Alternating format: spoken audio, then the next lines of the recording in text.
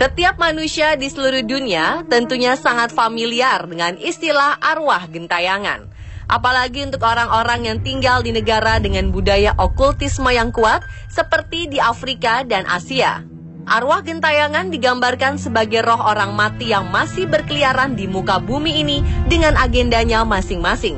Ada yang mengatakan karena orang mati secara tidak wajar, ada yang mengatakan roh orang mati tidak mendapat tempat di alam baka.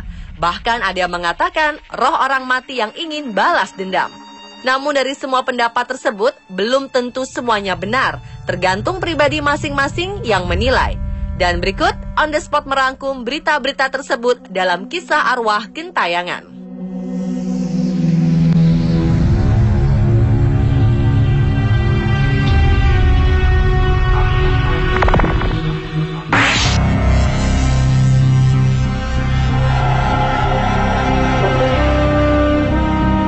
Seorang gadis cantik dari negeri Gajah Putih Thailand, Anna Hambawaris, terlibat tabrakan maut yang menewaskan seorang polisi. Dan diketahui belakangan ini, Anna mengaku sulit tidur karena kerap disambangi arwah korban. Anna yang biasa dipanggil Anne-Rice ini mengalami kecelakaan saat mobil yang ia kemudikan menabrak mobil polisi yang terparkir di jalan raya di distrik Prawet, Bangkok, dini hari waktu setempat. Korban bernama Paul LT Napadol Wongbundit merupakan anggota Polantas yang tertidur pulas di dalam mobil. Ketika polisi datang ke TKP, wanita 28 tahun itu menolak melakukan tes alkohol. Ia juga membantah sebagai pelaku penabrakan. Namun 12 jam kemudian, Anna ditetapkan sebagai tersangka dalam kasus tersebut. Ia didakwa melakukan kelalaian mengemudi dan melarikan diri dari tempat kecelakaan.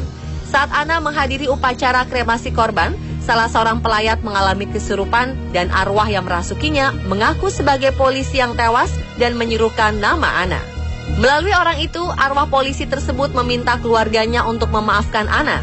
Namun Anna mengaku kecewa karena tidak sempat berdialog secara langsung dengan sang arwah untuk meminta maaf secara pribadi.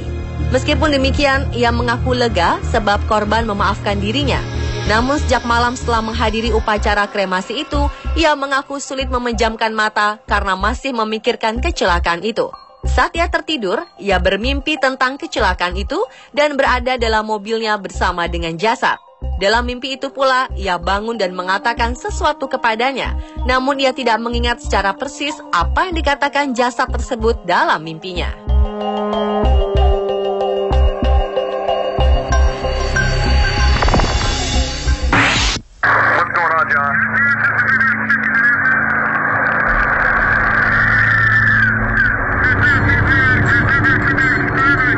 Another clear sign that the screaming was put in later was the fact. Video ini telah didapat dari manajemen keamanan hotel yang saat itu sedang menonton rekaman CCTV tersebut pada 14 September 2003 di Hotel Wingate di Illinois, Amerika Serikat.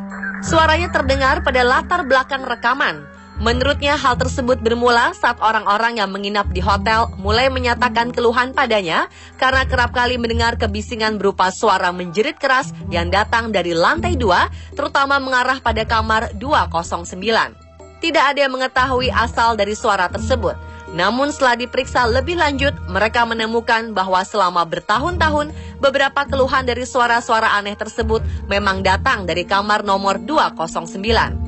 Saat melakukan penyelidikan, terdapat rekaman yang menunjukkan seorang karyawan Wingate Hotel yang memasuki ruang kosong dengan jeritan menyedihkan tersebut berasal.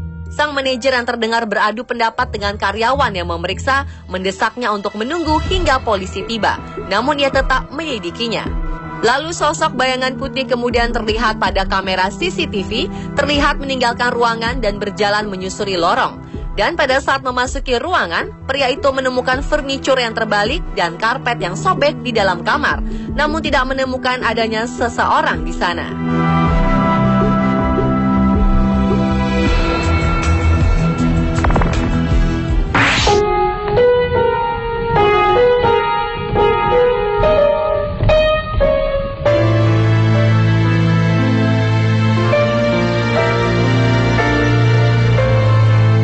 Pengacara pendamping tersangka pembunuhan terhadap Angeline, Haposan Sihombing menjelaskan hasil pemeriksaan sementara terhadap Agustai Hamambai. Menurutnya, hasil penyelidikan tersebut menguak sejumlah pernyataan kliennya seputar kematian bocah kelas 2 sekolah dasar itu. Satu di antaranya mengenai keberadaan tali dan boneka di jenazah Angelin. Agus menjelaskan alasannya menjeratkan tali di leher dan menaruh boneka di jenazah korban. Menurutnya, cara tersebut dilakukan untuk menghindarkannya dari kejaran arwah korbannya. Katanya, meski sudah mengikat leher Angelin dan menaruh boneka pada jasad anak tersebut, kliennya tersebut mengaku sempat dikejar-kejar oleh arwah anak mantan majikannya tersebut. Dalam sebuah tidurnya, diketahui ia sempat dikejar-kejar oleh jenazahnya. Selain itu, ternyata ada juga kejadian aneh yang dialami oleh sejumlah petugas polisi yang berjaga malam di rumah tempat jenazah ditemukan. Menurut pengakuan mereka, hal-hal aneh yang terjadi salah satunya adalah adanya suara anak kecil yang sedang bernyanyi. Hal tersebut terjadi pada malam kedua setelah jasad Angelin ditemukan. Sekitar pukul 4 waktu Indonesia Tengah, jalanan benar-benar sepi. Bahkan tak satu pun kendaraan yang melintas. Menurutnya, tiba-tiba bulu kuduknya merinding saat mendengar air sungai mengalir deras. Ia mengira ada air bah, tetapi saat menoleh ke sungai depan rumah Angelin, air justru tenang tak mengalir. Lalu yang membuatnya sedikit terkejut dan diliputi rasa takut adalah saat melihat salah satu boneka yang diberikan oleh warga di antara tumpukan bunga-bunga di depan rumah mendadak bergerak sendiri. Hal itu juga diakui oleh rekannya. Ia juga mendengar langkah anak kecil sedang meloncat-loncat. Setelah kejadian itu, polisi mengaku saat tidur di rumahnya, ia bermimpi didatangi Angelin. Menurutnya, bocah itu hanya ingin meminta maaf. Dalam mimpi itu juga, Angelin berusaha memberikan isyarat menunjukkan pelaku pembunuhan ada 4, yakni dengan cara menunjukkan 4 jari mungilnya dengan tangan kanan.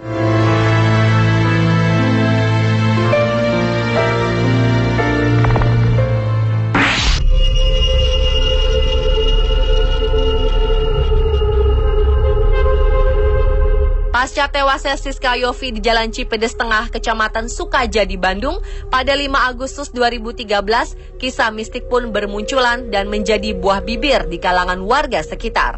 Salah seorang warga Cipedes Tengah, Reza, menuturkan setelah kejadian sering muncul cerita-cerita mistik dari warga sekitar, terlebih warga yang berdekatan dengan lokasi ditemukannya tubuh Siska. Ada yang mengaku pernah melihat kaki tanpa badan, ada juga mendengar suara perempuan menangis, bahkan ada juga yang melihat penampakannya. Bahkan Reza menambahkan bau amis dari darah korban masih tercium hingga 3 hari setelah kejadian. Reza yang ikut menggotong jasad Siska pun merasa selalu diikuti oleh arwah korban. Tidak sampai di situ, Reza pun sempat sakit beberapa saat setelah kejadian. Di tempat yang sama, kakak Reza, Ade, mengaku sempat tak sadarkan diri sesaat setelah melihat tubuh korban yang banyak darah. Setelah melihat tubuh korban, ia pun lekas pulang dan saat sedang menyusui anaknya, tiba-tiba ia tak sadarkan diri dan menurut pengakuan suaminya, ia seperti orang yang sedang mengobrol. Di saat tak sadarkan diri itu, Ade merasa kesakitan dan tak bisa bergerak.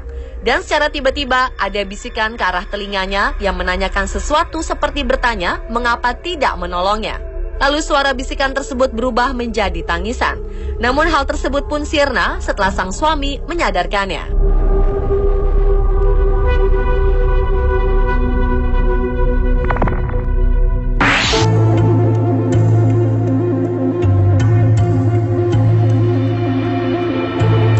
Orang tua korban bocah mutilasi Baikuni alias Babe meminta jenazah anaknya Ardiansyah dikembalikan agar bisa segera dimakamkan secara layak. Jenazah yang masih berada di tangan polisi untuk diperiksa diminta sang ibu kandung Nur Hamidah dan ia pun melaporkannya kepada Komnas Perlindungan Anak. Menurut Nur Hamidah, jenazah anaknya itu sudah berada di Rumah Sakit Polri Kramat Jati 8 Januari lalu. Namun hingga beberapa hari setelahnya, polisi belum jua mengembalikan jenazah anaknya itu. Kepada Sekjen Komnas Perlindungan Anak, Aris Merdeka Sirait, ibu korban mutilasi itu mengaku sudah berulang kali didatangi oleh arwah Ardiansyah. Untuk itu ia sangat berharap Komnas Perlindungan Anak mendesak polisi agar segera mengembalikan jenazah anaknya. Seperti diketahui, Ardiansyah dipotong-potong oleh tersangka Babe di kawasan Pulau Gadung dan mayatnya ditemukan di proyek banjir Kanal Timur, Jalan Raya Bekasi, dibungkus di dalam kardus minuman mineral.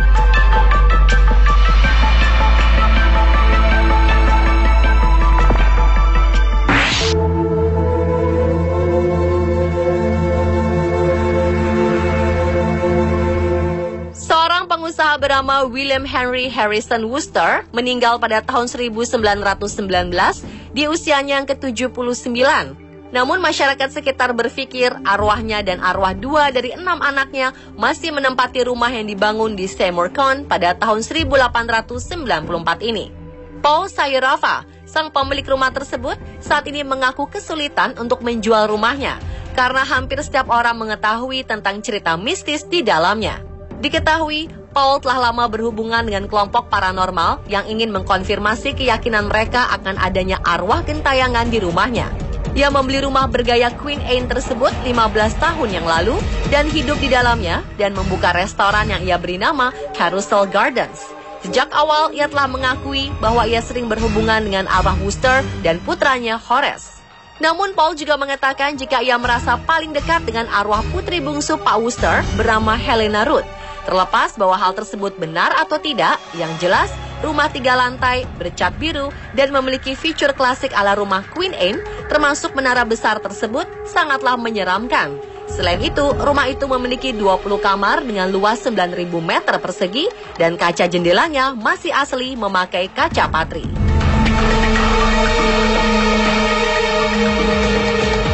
Dan pemirsa, itulah kisah arwah gentayangan versi On The Spot.